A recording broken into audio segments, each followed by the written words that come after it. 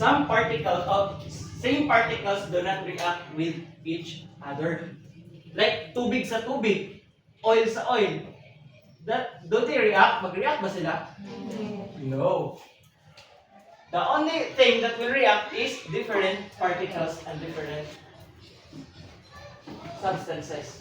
Now the third rule is, for a reaction to occur, collisions must be with enough energy, with proper orientation. Now, ganun with enough energy man. Unsay naa sa energy? Ganun importante man siya sa reaction. Sige, anyone from the class? Sige, Miss Laika. Unsay naa sa energy? Ganun need man siya sa reaction? Maybe siya ang mag-serve as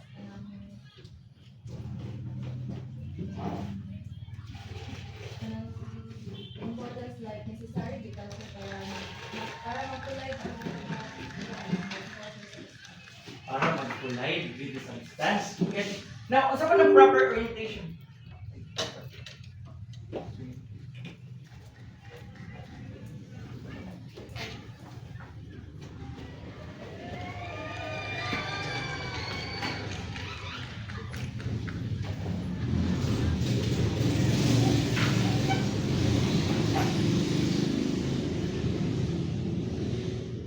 Now, unsa din nasa energy?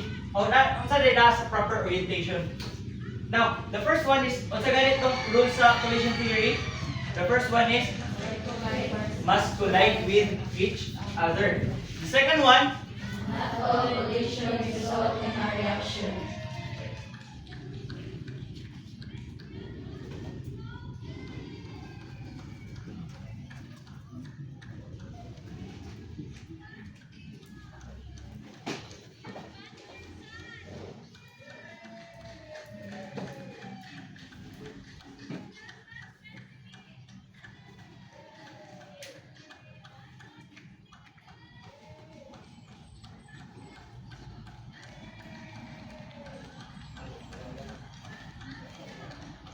now, for the reaction to occur, collisions must be with enough energy and with proper orientation. What's with the proper orientation?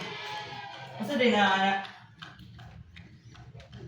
thus, let's say for example, makaluto ba ka itlog without heat? Hindi, no. Why? If we crack an egg in this room temperature, what will happen? Nothing happens. But if we crack an egg, put in the pan, and turn in the stove, what happened? Maluto nga naman. Na ay heat. What is heat? Heat is a type of energy. Now, it requires energy in order for it to react. Pagkaluto sa itlog, kung saan nahita po sa iya, water substance, water pa ba gihapon siya or not? Kung saan nahita po sa itlog, ni solid na siya. That is the result of the reaction with enough energy. Now, we have this thing called the activation energy. It is the minimum energy needed for a reaction to happen. Now, just like the example, this one. An egg does not cook at room temperature.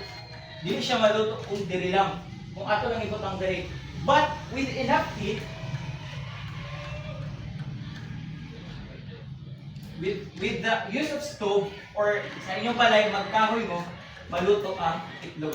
There will be a reaction. So activation energy is the activator of the reaction.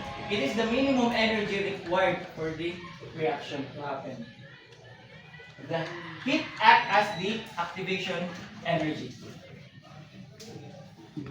Without enough heat, the egg remains raw.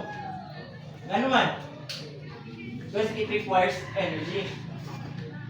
Now, what do you think are the factors that affect? So, since doing your activity, have you wondered why naay duha ka substance, naay duha ka beaker, naay duha ka beaker nga gi-prepare sa inyong activity?